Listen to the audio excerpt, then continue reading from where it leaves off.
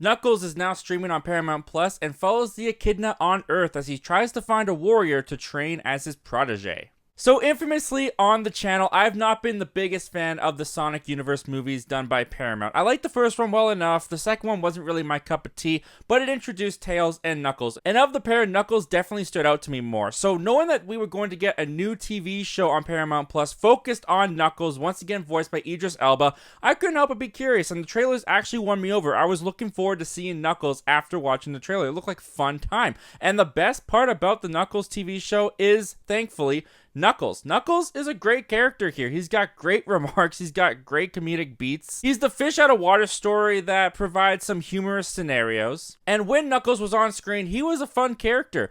The most frustrating thing, though, about the Knuckles show is it's not the Knuckles show.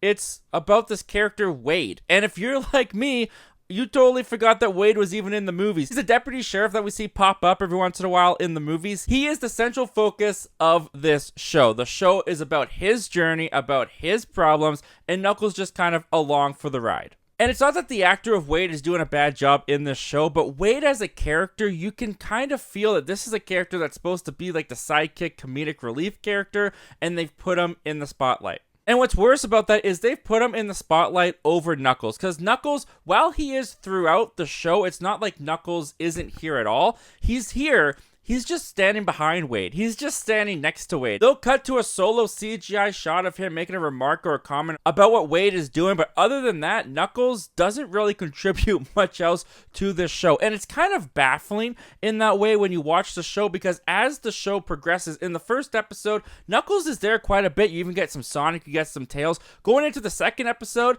you can feel them start to sideline Knuckles, and Wade really steps into the spotlight. We're in his mind, we're listening to his perspective, we're indulging in his fantasies, and when you get to episode 3, episode 4, episode 5, you can slowly feel the show phasing out Knuckles to the point that there's points in the show where I forgot Knuckles was in it. He didn't appear on screen for such a long time. And it's not just Wade that the show is focused around. The whole show is focused around Wade's family, his sister, his mother, his father, his daddy issues. This whole show is focused on this character. And I just didn't find this character funny enough to carry the whole show. The actor himself has some good comedic timing, but the show is incredibly unfunny. I found that the writing for the jokes, 9 times out of 10, they did not work for me, and they just keep trying. They just keep trying to make you laugh with this Wade character falling over, fumbling, messing up, saying something funny. And you can argue that the jokes in here are trying to play for younger, but the story of the show is not playing for younger. I can't imagine a little kid sitting down to watch this Knuckles show and being invested in this 40-year-old man's journey to get to a bowling tournament.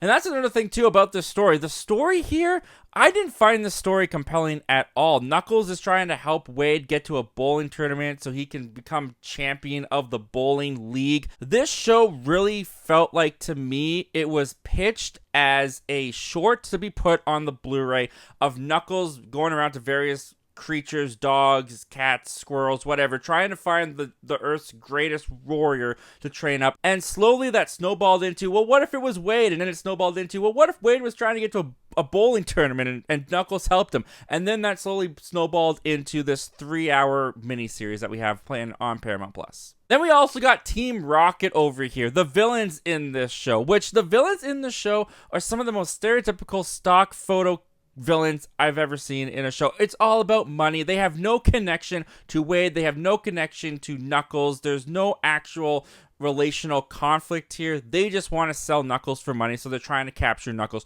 But the show doesn't even really feel like it knows what it wants to do with these villains, because these villains appear at the end of the first episode. They're in episode 2, and then they just vanish. They're just gone, and we don't see them again till the finale. And when they're gone, you don't really feel their presence in the other episodes, with Wade and Knuckles just kind of going on this road trip, making some pit stops at Wade's house and various other locations before they get to this bowling tournament. Which makes the show just feel like such a drag. This was such a chore to get through. There didn't really feel like there were any stakes. And the more and more that they kept phasing out Knuckles, the more and more frustrated I got with the storytelling of this show. Because they even do a full-on rock opera episode telling the backstory of Knuckles and Knuckles' journey in life. And it's done by Wade. And it's not that it's just told through Wade, but Knuckles doesn't even appear in the episode. Maybe for like 5 seconds at the end.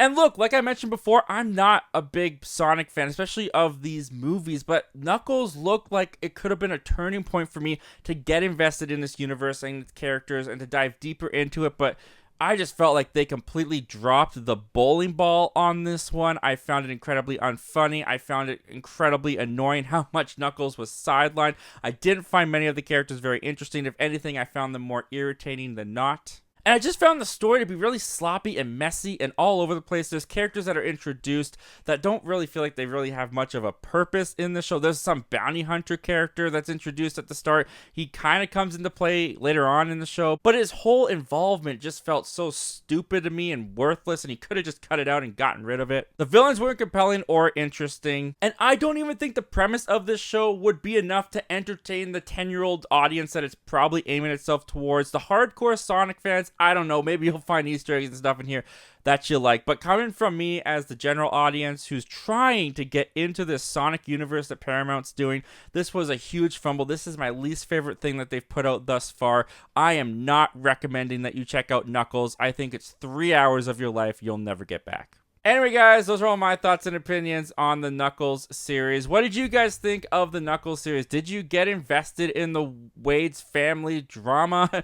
Did you even check it out at all? Did you like it? Did you not? Comment down below. Let me know all your thoughts and opinions about this, guys. And if you're new here and you haven't heard, we have a goal on this channel. We want to hit 4,000 subscribers before the end of the year. We can't do it without you. We are 20 away from hitting 2,700. We are on our way to 3,000. We'd love for you to join our community if you like talking movies, TV, Sonic the Hedgehog. Sonic 3 is coming out. I'm gonna check it out. Hopefully it works better for me than Knuckles and Sonic 2 did. As always, guys, thank you so much for hearing me out, and I hope to talk to you guys again real soon.